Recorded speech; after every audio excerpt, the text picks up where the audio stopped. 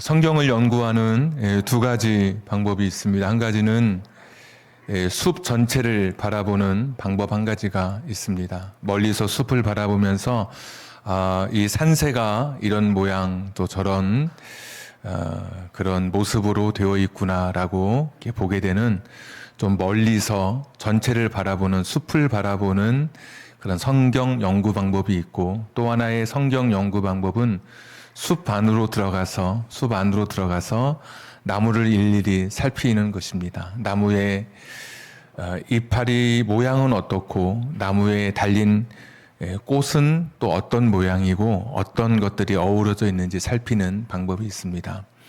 그러니까 숲을 바라보는 그런 성경 연구의 장점은 성경이 어떤 모양으로 어떤 그런 틀을 가지고 있는지 전체를 볼 수 있는 장점이 있고, 단점이 있다면 좀 세부적인 내용을 보지 못하는 그런 단점이 있죠.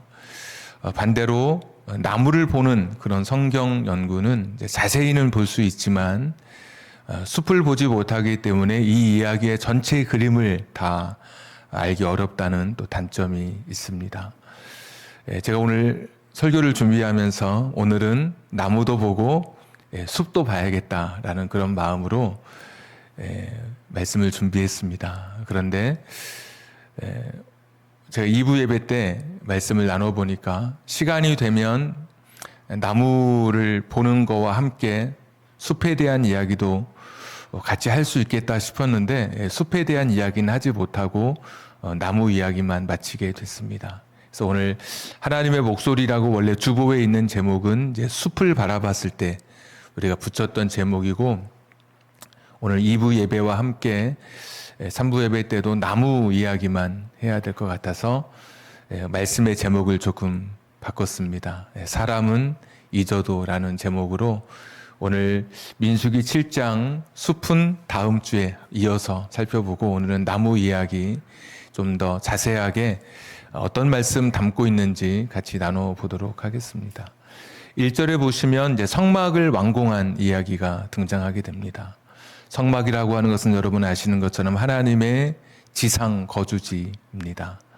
천지를 지으신 하나님께서, 그 우주 만물을 다스리시는 하나님께서 무소부재 어디든지 안 계시는 곳이 없으신 하나님께서, 우주보다 크신 하나님께서 조그마한 성막이라는 곳에 자신이 거처하시겠다고 말씀하신 곳이 바로 성막입니다. 성막은 하나님이 계신 곳이기 때문에 인간이 하나님을 만나러 가는 미팅룸, 만남의 장소이기도 했고, 인간의 무거운 죄의 짐을 지고 살아갈 때 자신의 죄의 짐을 덜어낼 수 있는, 죄의 짐을 용서받을 수 있는 속죄의 장소이기도 했습니다. 그래서 사람들은 죄의 짐이 무거울 때 성막, 훗날에는 성전이 되었지만 이곳에 가서 자신의 죄를 용서받았고, 또 살아가는 것이 버거울 때, 고난 앞에 힘겨운 일을 닥칠 때마다 멀어서 성전에 가지 못하면 성전을 향한 그런 창문을 열고 그쪽을 향해서 다니엘처럼 기도하면서 자신의 어려움을 토해내며 하나님의 위로와 또 은혜를 경험했던 것을 보게 됩니다. 성막이라고 하는 것은 이스라엘 사람들의 삶의 마음의 고향이고 영적 중심이 되는 것이고, 자신들의 신앙의 가장 핵심이라고 할 수 있는 것이 바로 성막이었습니다. 이집트의 노예로 살던 우리들에게 하나님 찾아오셔서 내가 너희들과 함께 하겠다. 그리고 이곳에 언제든지 누구든지 오면 내가 너희를 만나주겠다. 그리고 너희들의 죄를 내가 용서해 주겠다라고 말씀하신 것이 성막이었고, 이 성막이 드디어 1절에 이제 완성이 되는 그런 장면입니다. 사람들이 얼마나 감사하고 감격했든지 성막이 완성되고 나서 하나님 앞에 자발적으로 헌신의 예물을 드렸습니다. 우리도 감사한 일이 있고 감격스러운 일이 있으면 어떤 분들은 감사 헌금을 담아서 제목을 써서 우리 가정에, 우리 자녀의 삶에 이렇게 감사한 일이 있습니다, 행복한 일이 있습니다, 이렇게 예물을 드리듯이 오늘 성막을 짓고 사람들이 예물을 드린 이야기가 오늘 민수기 7장의 이야기입니다. 저는 이제 세 가지 오늘 말씀을 통해서 먼저 나누게 되는 것은, 첫 번째는 지도자들의 그 아름다운 헌신, 지도자의 위치에 있는 사람들이 드렸던, 하나님 앞에 드렸던 자원의 그 예물, 자원하는 모습을 보면서 첫 번째로 은혜를 받았습니다. 2절에 한번 보시면, 2절, 이스라엘 지휘관들 곧 그들의 조상의 가문의 우두머리들이요 그 지파의 지휘관으로서 그 계수함을 받은 자의 감독된 자들이 헌물을 드렸으니, 지휘관들이, 지도자들이, 12명의 사람들이 하나님 앞에 이제 헌물을 드렸다라고 이야기합니다. 3절에 보시면 두 사람이 수레 하나를 만들고 또 소 한 마리씩 해서 자기들이 다른 사람에 앞서서 광야 생활에 넉넉하지 않은데도 불구하고 지도자로서 지도자의 그런 위치에서 자신들이 해야 할 일을 헌신하고 있는 모습을 오늘 발견하게 됩니다. 배가 물에 침몰하게 될 때 마지막까지 배를 지켜야 할 사람은 선장입니다. 지도자라고 하는 것은 나는 여전히 여기 있다고 하면서 다리를 건너 도피하고 다리를 불살라 버리는 사람이 아니라 끝까지 그 있는 모임이나 장소나 함께하는 그곳에 끝까지 자기의 자리를 지키고 헌신해야 할 사람이 지도자라고 생각합니다. 오늘 여기 지도자들은 사람들을 위해서 군림하거나 높은 자리에서 사람들에게 존경받는 것으로 자신의 일을 다 마치지 않고 솔선수범해서 먼저 나서서 자기들이 가지고 있는 광야 생활에 넉넉지 않은데도 불구하고 소를 바치고 그 다음에 여기 짐을 끌 수 있는 수레를 만들어서 하나님 앞에 드리게 되었습니다. 이것은 성막이라고 하는 것이 잘 보존될 수 있도록, 성막이 잘 운영될 수 있도록, 성막이 이동하고 해체하고 조립하는 이런 모든 과정이 원활하게 이루어질 수 있도록 자신들이 헌신하게 된 것입니다. 그래서 7절에 보시면 이것을 받아서 게르손 자손들에게는 수레 둘과 소 4마리, 무라리 자손들에게는 수레 넷과 소 8마리. 게르손 자손은 전에 휘장 맡았고 무라리 자손은 말뚝이나 널빤지 맡았으니까 다 나눠주게 한 것이죠. 그러니까 지휘관들의 헌신을 바탕으로 성막이 잘 이동하고 보존하고 또 조립 해체 과정이 잘 원활하게 이루어질 수 있도록, 그러니까 성막의 모든 일들이 잘 운영되도록 지휘관들이 먼저 앞장서서 여기 자신들의 물질을 들여서 헌신하고 있는 모습을 보게 됩니다.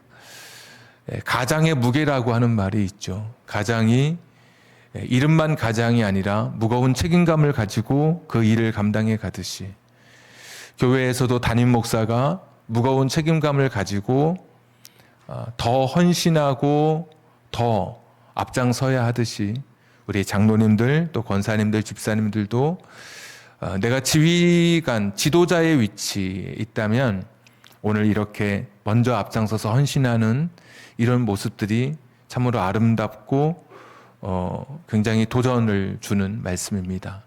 예수님도 너희는 먼저 가라 말씀하지 아니하시고 너희는 나를 따르라 라고 말씀해 주셨습니다. 먼저 가시고 먼저 앞장서시고 뒤에 따르도록 했죠. 전쟁에서 어떤 지휘관이 앞으로 돌격하고 자기는 그 자리에 서 있다면 사람들이 제대로 달려가지 못할 것입니다. 지휘관 먼저 달려가면서 앞으로 돌격하면 뒤에 있는 부하들은 그것을 보면서 목숨을 아끼지 않고 자신의 생명을 내어놓는 헌신하는 지휘관을 보면서, 지도자를 보면서 자신도 생명을 내놓게 되는 것이죠. 이게 틀린 말일 수도 있겠으나 제가 생각하는 믿음은 신앙과 의리라고 저는 늘 생각하고 있습니다. 하나님을 향한 신앙도 필요하고 의리도 필요하죠. 내가 지도자라면 내가 마땅히 지켜야 할 또 그런 사람들끼리의 의리도 있는 것이죠. 여호수아서 24장에서 너희는 섬길 자를 택하라. 나는 나와 내 가족은 하나님을 섬길 것이다 라고 그렇게 결단하고 있습니다. 하나님이 나를 여기까지 인도해 주셨는데, 나를 여기까지 붙잡아 주셨는데, 아무리 바알이 축복을 준다 할지라도 나는 나를 여기까지 지켜주시고 인도해 주신 하나님을 나는 버리지 않을 거다. 하나님에 대한 신앙도 있었고 의리도 가졌던 사람이죠. 룻기서에 보면 나오미라고 하는 여인이 나옵니다. 나오미는 남편을 잃고 아들 둘 데리고 살다가 다 결혼시켰는데 아들 둘마저 세상을 떠나게 됩니다. 며느리들에게 이제 내가 너희를 돌봐줄 수 없으니 너희도 너희 고향으로 가라 하고 나오미가 자기 고향으로 돌아오게 될 때 룻이라고 하는 며느리가 나오미를 따르게 되죠. 나는 너희들에게 아무것도 해줄 수 없으니까 너희 고향으로 가라고 하는데도 룻은 끝까지 나오미를 따르게 됩니다. 나오미가 너희 동서는 떠났으니까 너도 가라고 이야기하는데 룻이 그럽니다. 남편도 없고 자식 둘마저 다 잃어버린 그 시어머니 나오미를 보면서 룻이 말하기를 어머니 가는 곳에서는 끝까지 가겠습니다. 어머니 죽으시는 그곳이 제가 죽는 곳입니다. 룻이 결국 보아스를 만나서 훗날 다윗 왕의 증조 할머니가 되는 그런 자리에까지 그런 통로로 쓰임받게 되죠. 굉장히 룻도 의리가 있는 사람이었죠. 하나님도 모르고 잘 모르는데 어려웠을 때 함께했던 사람, 힘들 때 같이 어깨를 맞대고 눈물의 시간을 보내는데 뒤돌아서지 않았던 지휘관들, 지도자들이 성막에 이 아름다운 성막을 짓고 성막을 운영해 갈 때 먼저 하나님 앞에 자신들이 스스로 자신들의 헌신의 모습을 오늘 보여주고 있습니다. 이 말씀이 제게는 거울이 되어서 목사부터 더 하나님 앞에 헌신하고 또 하나님 나라를 위해서 그렇게 살아야 되겠다라는 결심을 하게 됐습니다. 두 번째, 오늘 이 민수기 7장 말씀을 통해서 깨달은 것은 헌금의 최종 수납자는 하나님이시다라는 것을 깨달았습니다. 여러분 다시 3절 보시면 그들이 여호와께 드린 헌물은 그랬습니다. 사실 하나님의 모습을 볼 수도 없고 이들이 헌물을 드릴 때에는 앞에 제사장과 레위인들이 그 헌물을 받았을 것입니다. 그런데 성경은 여호와께 드린 헌물이다. 우리가 하나님 앞에 헌금을 드리면, 헌물을 드리면 목사가 받는 게 아니고 재정부에서 그것을 수납하는 게 아니고 최종 수납자는 하나님이신 것입니다. 여기는 비어있는 곳이구나 생각하고 그냥 아무것도 없이 이렇게 하나님이라고 하는 존재가 없어서 그냥 빈 곳인 줄 알고 드렸는데 아까 우리 89절 읽었잖아요. 그 지성소 안에 언약궤 위에 있었던 그 속죄소의 그 스랍들 사이에서 거기에서 하나님의 음성이, 하나님의 목소리가 들려오게 되거든요. 우리는 여기 하나님이 안 계신 줄 알았더니 여기에 하나님이 계셨구나. 보이지 않는 분에게 그냥 하나님이 받으신다고 하는 것이 그냥 어떤 신학적 표현이고 이론적인 설명이고 그걸 사람들에게 납득시키는 어떤 제사의 절차인 줄 알았는데 실제로 하나님께서 그곳에서 이 헌물을 받으신 것이죠. 그래서 우리가 헌금을 드릴 때 사람을 의식하는 것은 철저하게 자기 자신을 망가뜨리는 것입니다. 사람을 의식하면 기필코 외식으로 바뀌게 되어 있습니다. 자기도 모르게 자꾸 자기 자신을 드러내게 되고 보이지 않는 하나님보다 보이는 사람을 자꾸 그 사람의 비율을 맞추게 되는 것이죠. 근데 헌금은 사람에게 하는 게 아니라 목사나 재정부에게 그 눈치를 보면서 하는 것이 아니라 철저하게 헌금은 하나님께 드리는 하나님의 최종 수납자가 되심을 오늘 성경은 확실하게 우리에게 보여주고 있습니다. 한 20년 전에 연합으로 행사할 때가 있었습니다. 우리 교단의 동대문에 큰 교회가 있는데 그 교회 연합 행사가 있어서 저도 갔습니다. 좀 늦게 가서 저 2층 쪽에 옆에 있는 2층에 앉아 있는데 앞에 세 분이 아마 안내나 무슨 차량 봉사 같은 걸 하고 올라오신 것 같아요. 양복을 다 멋지게 입으시고 행사기 때문에 여러 의식들이 많았습니다. 무슨 뭐 그러기 때문에 이제 가벼운 이야기도 오고 가고 하는 시간이었는데 앞에 세 분이 이제 그런 이야기를 하는 겁니다. 나는 뭐 취미 생활을 위해서 어떤 취미를 가지고 있는데 그것을 준비하는데 어떤 메이커의 제품을 샀는데 굉장히 이 제품이 좋더라. 그러면서 꽤 고가의, 제가 어떤 물품인지는 기억을 못 하는데 고가의 뭐 메이커 제품을 이제 이야기하면서 그가 가진 취미를 이야기하고 있었고, 또 한 분은 어떤 호텔에서 식사를 했는데 어디 호텔보다 훨씬 더 이렇게 더 맛도 있고 고급스럽더라. 이런 이야기도 했었고, 또 한 분은 이제 해외여행을 다녀온 그런 이야기도 했었고, 이렇게 보니까 경제적으로 좀 여유가 있어 보이는 분들 같았어요. 행사가 거의 끝날 때쯤에 이제 헌금 시간이 있었습니다. 그런데 제가 세 분 중에 두 분은 확실히 봤습니다. 뒤에 앉아 있으니까. 근데 헌금을 드리는데 이제 1,000원을 드렸습니다. 1,000원. 제가 1,000원을 작다고 말씀드리는 게 아니고 그분들이 조금 전에 이야기했던 그들의 삶의 형편에 비하면 비례했을 때 사실 너무나 가치 없는 예물처럼 여겨졌습니다.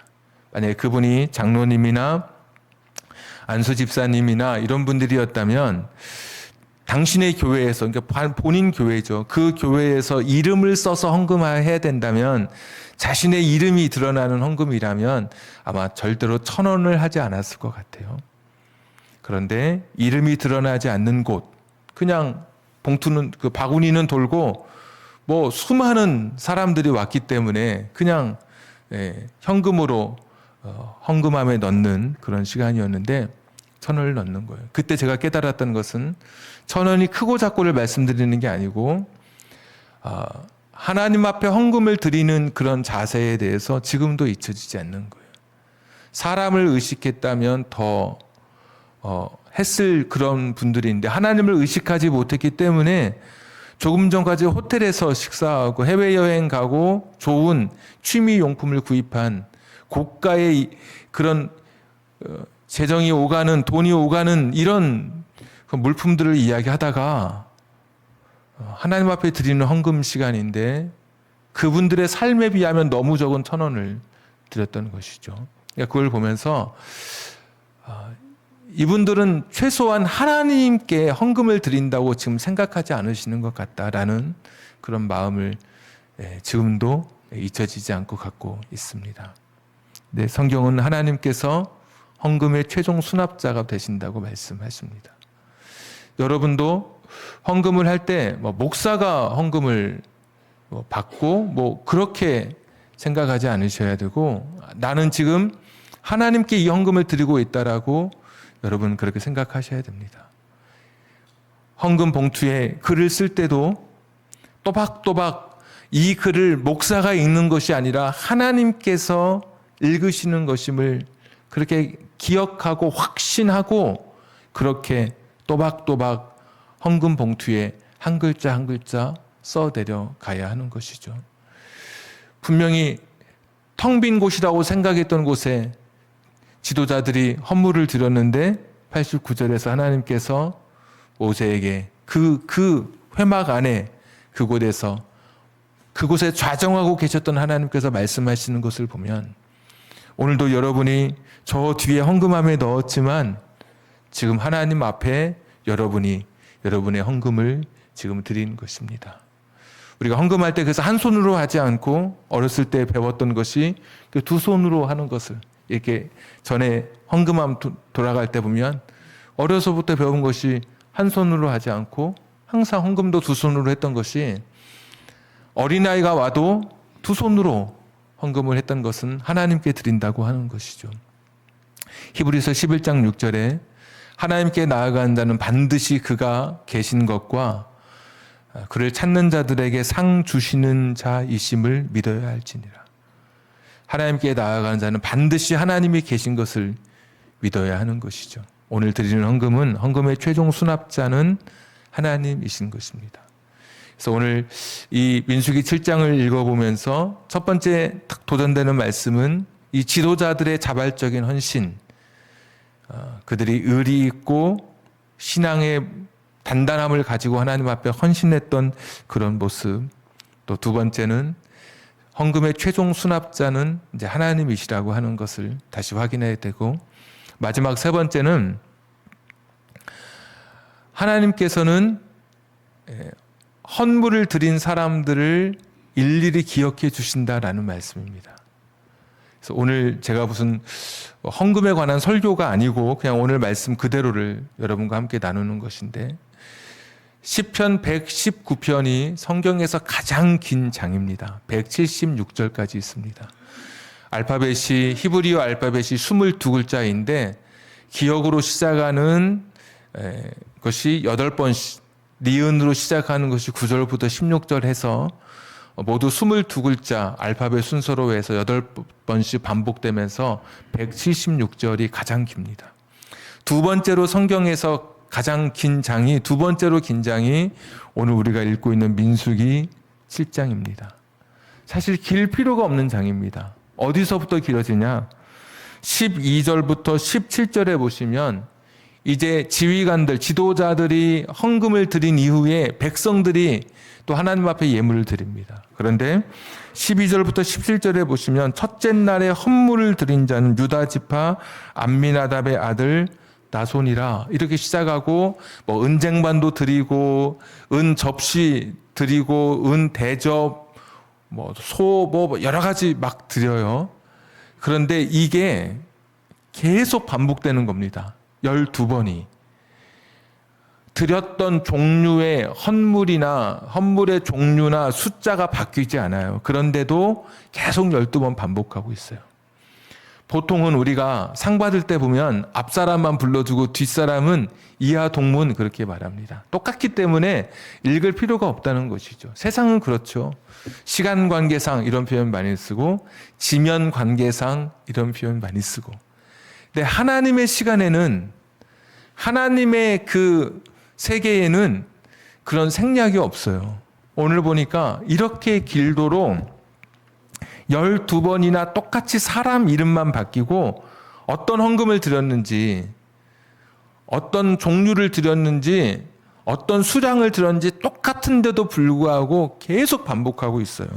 그래서 12절 보시면 18절, 24절, 30절, 36절 계속해서 더하기 6만 하면 됩니다. 42, 48 더하면 돼요. 6만 하면 계속 12번 그렇게 해서 헌금을 드린 그 이야기가 오늘 기록되어 있어요. 이것은 하나님의 마음인 거예요. 하나님께 헌금을 드린, 헌물을 드린 사람들을 하나님께서 기억해 주신다라고 하는 것을 하나님께서 친히 민수기 7장을 통해서 보여주고 있으세요. 사람은 욕심이 있죠. 어떤 욕심이 있느냐? 한번 쓰고 그 다음은 누구 11개 지파는 첫 번째 지파 유다 지파와 똑같이 드렸더라. 이렇게 쓰고 싶은 욕심이 자꾸 생기죠. 글을 쓰는 사람, 반복하기 싫고. 근데 하나님은 반복하면서, 히브리 어법으로 말하면 이 반복은 하나님의 강조 어법이거든요. 하나님께서 강조하고 싶으신 거예요. 누가 어떤 예물을 얼마만큼 드렸는지를 나는 기억한다라고 하는 것을 지금 보여주고 있는 것이죠. 그러고 보면 하나님께서는 되게 기억을 잘 하시는 그런 분이신 것 같아요. 하나님 나라에 갔을 때 네가 나에게 물을 떠줘서 너무 고마웠다. 사람들이 예수님께, 언제 예수님 제가 물 떠드렸습니까? 제가 언제 예수님 그 찢어진 옷을 입혀드렸습니까? 언제 배고프실 때 제가 먹을 것을 갖다 드렸습니까? 또 어린아이 소자에게 한 것이 다 내게 한 것이다. 이 사람은 자기가 한 것도 기억하지 못했는데 그것을 하나님은 다 기억하셨다가 마지막 날에 그 기억하신 것을 다 갚아주시는 그런 하나님이신 것이죠. 우리 교회에 출석하시다가 지금 이제 못 나오시는 분들 계셔요. 과거에 그렇게 눈물로 헌신하고 수고하고 기도하고 추운 겨울날에도 그 차가운 물에 손을 적셔가며 성전을 닦고 하나님 나라의 성전 구원받은 은혜가 감사해서 그렇게 했지만 나이가 들면서 몸이 약해지니까 교회에 나오지 못하는 분들이 계시잖아요. 우리는 우리의 기억 속에서 자꾸 안 보이면 잊혀지죠. 원래부터 사람이라고 하는 것이. 그런데 하나님은 그분들 여전히 기억해 주시는 그런 하나님이신 거예요. 오늘 헌신하지 못한다 할지라도 과거에 하나님을 위해서 헌신했던 그 삶, 그렇게 수고했던 그 시간들을 하나님은 기억력이 좋으신 하나님께서는 기억하신다.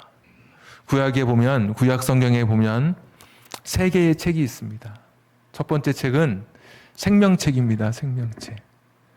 시편 69편 28절에 보시면 이런 말씀이 있습니다. 가령 적들의 이름을 도말하여 주옵소서, 악인의 이름을 도말하여 주옵소서, 그의 이름이 생명책에 기록되지 못하게 하옵소서. 의인이 기도하는 그런 장면이 나와요. 그리고 계시록 3장 5절 같은 데 보시면 또 이런 말씀도 있습니다. 이기는 자에게는 내가 흰 옷을 주고 그의 이름을 생명책에서 흐리지 않게 하리라. 그러니까 산자의 책이라고 부르죠. 또 출애굽기 33장에 보면 모세가 내 중보기도 하면서 내 이름이 책에서 지워질지라도 이런 표현도 하게 되고, 그러니까 종합해 보면 첫 번째 책은 생명책이라고 불리우는 산자의 책에 그러니까 원문대로 하면 살아있는 사람들의 이름이 있는 책. 그러니까 미루어 짐작해 보면 모든 사람의 이름이 다 하나님의 책에 그 생명책에 기록이 되어 있어요. 근데 죽을 때 의인이면 그 이름이 그대로 남아있는 것이고 악인이면 그의 이름이 지워지는 거예요. 계시록 3장 5절 말씀처럼 이기는 자에게는 흰옷을 주고 그의 이름을 생명책에서 흐리지 않게 하리라. 이런 말씀 다 종합해 보면 모든 산자의 이름이 하나님의 생명책에 다 살아있는 생명의 이름을 가진 생명의 책에 다 기록이 되어 있는데, 내가 의롭게 살고 거룩하게 하나님과의 관계 속에 살다가 세상을 떠나도 내 이름은 그대로 있고, 그렇지 않은 사람은 그 이름이 지워지는 책이 한 가지 있고, 두 번째 책은 사람들이 자신이 살아왔던 지난날의 모든 그 사람의 일생이 담긴 책이 있어요. 시편 139편 16절 같은 데 보시면 내 형질이 생겨나기 전에, 내 하루가 되기도 전에, 하루도 살기 전에 나의 일생이 다 주의 책에 기록되어 있다. 그러니까 하나님께는 우리의 모든 인생의 시간들이 이미 하나님의 책에 다 기록이 되어 있는 것이죠. 그러면 나는 이미 프로그래밍 되어 있는 사람인가? 나는 자유의지를 가지고 있는데 내 인생의 미래는 이미 다 적혀 있다면 나는 내가 할 것이 없지 않는가라고 생각하기 쉬운데, 우리에게는 미래지만 하나님께는 과거잖아요. 하나님은 영원하신 분이기 때문에 미래와 현재와 과거가 동일선상에 있기 때문에 하나님께는 미래도 과거도 현재도 구분이 되지 않는, 그래서 여전히 우리에게는 미래지만 하나님은 전지전능하셔서 다 알고 계신 그런 부분을 이제 우리에게 말씀해 주시는 부분이기 때문에 하나님은 우리의 모든 일생의 우리의 인생의 운명을 다 기록해 놓은 책을 가지고 있을 만큼 우리를 아시는 하나님. 그래서 생명책이 구약에 하나 나오고, 또 하나의 책, 우리의 일생을 기록해 놓은 책이 있고, 세 번째 책은 우리의 행위를 기록한 책입니다. 말라기 3장 16절에 보시면 여호와를 경외하고 여호와를 존중하는 자는 하나님의 책에, 기념책에 기억하게 되는, 하나님의 책에 그가 했던 일들을 기억해서 기념하게 한다라고 하는 것입니다. 그리고 요한계시록 20장 15절, 20장에 보시면 20장 15절 보시면 자기의 행위대로 책에 기록된, 그 책에 기록된 대로 자기의 행위를 따라 마지막에 죽고 나면 하나님의 심판을 받는다라는 그런 말씀이 있습니다. 그러니까 모든 사람의 행위를 하나님께서 기억하고 있는 것이죠. 그러니까 생명책, 또 우리의 일생이 기록된 책, 그 다음 책이 성경에서, 구약 성경에서 이야기하고 있는 책이 그 사람이 살아온 삶의 행위를 기록한 책이에요. 그러니까 하나님은 어떤 분이시냐면 되게 우리 인간적 표현으로 말하면 기록을 너무 잘 하시는 그런 분이신 거예요. 오늘 여기 등장하는 민수기 7장의 이야기만 봐도 하나님이 어떻게 기록하시는지 생략하지 않으시고 그 사람의 이름과 그 사람이 드렸던 헌물을 계속해서 기록하시는 하나님이신 거예요. 그러니까 하나님은 여러분이 하나님 앞에 여러분의 삶을 드리고 물질을 드리고 무엇을 드릴 때 목사는 잊어도 하나님은 잊지 않으신다고 하는 거. 정말 하나님께 작은 것이라 할지라도 하나님은 잊지 않으시고 다 기억하시는 하나님이신 거예요. 정말 하나님은 우리의 작은 것 하나하나 다 기록하셔요. 그럼 하나님은 어떻게 기록하실까? 우리 행위를 기록하는 자기 세 번째 책이었으니까. 헌금을 드리면 누구누구 얼마, 지금처럼 이런 액수를 기록하지 않을 것 같으세요? 제가 아는 하나님은 어떻게 기록하시느냐? 그가 드린 마음의 크기, 그가 드린 진심의 크기를 하나님께서 기록하실 것 같아요. 과부의 2렙돈을 여기 있는 모든 사람보다, 오늘 헌금한 여기 있는 모든 사람보다 과부의 2렙돈을 가장 크다고 말씀하신 것을 보면 누구 10,000원, 누구 5,000원, 누구 3,000원, 누구 10만원, 누구 50만원, 누구 100만원 이렇게 기록하지 않으시고 하나님의 방식을 따라서 얼마만큼, 아무리 세상에서 큰 돈을 들였어도 하나님께서는 때로는 그 사람의 책에는 몇 월 며칠 누구, 또 하나님 표현대로 하면 작게 드림 이렇게 할 수도 있고, 내가 눈물로 구원받은 것이 감사, 오늘 성막을 짓고 나서 사람들이 감사하며 감격하며 드리는 예물인데 하나님이 내게 찾아오신 것이 감사해서 감격해서 내가 드리는 예물이 아무리 작다 할지라도 거기에 내 마음과 내 신앙의 진실할 땐 고백이 담겨 있으면 몇 월 며칠 두고 큰 예물 드림, 큰 헌금 함, 나에게 함, 이렇게 하나님께서 기록하실 것 같으세요.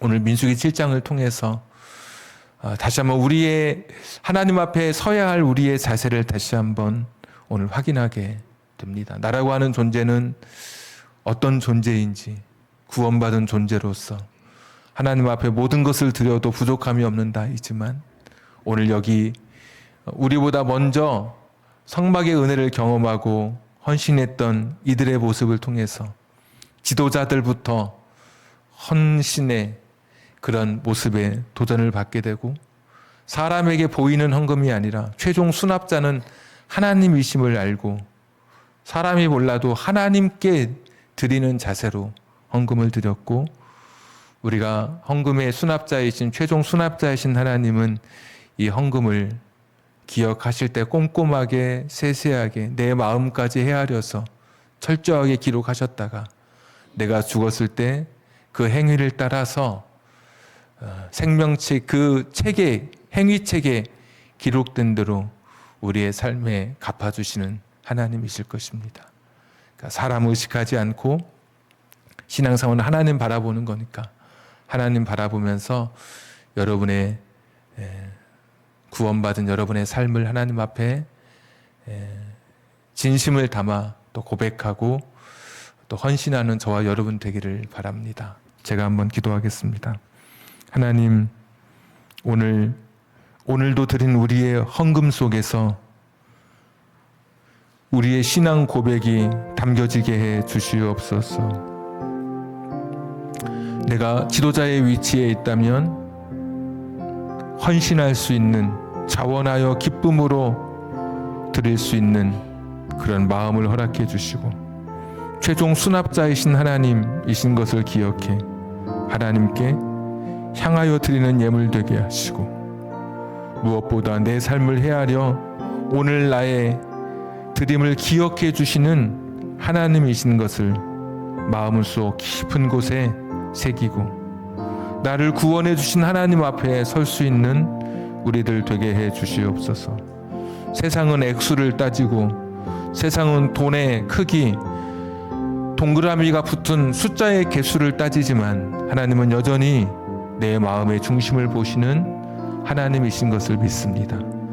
그래서 하나님이 너무 좋습니다.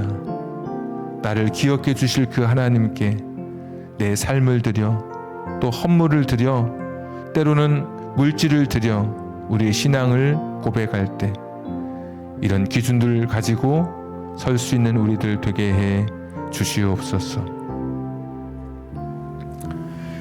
이제는 우리 구주 예수 그리스도의 은혜와 하나님 아버지의 극진하신 사랑하심과 성령님 감동 감화 내주 충만하심이 주신 말씀 마음에 품고 내게 주신 물질, 하나님 나라를 향해서 쓰임 받을 때 사람을 의식하지 않고 하나님 바라보며 또 하나님의 마음에 합한 모습으로 드릴 수 있는 우리들이기를 소원하며 결단하는 우리 사랑하는 성도님들 위해, 저들의 가정과 직장과 사업장과 환경과 인생의 꿈 위에 지금부터 영원까지 함께 하시기를 간절히 축원하옵나이다.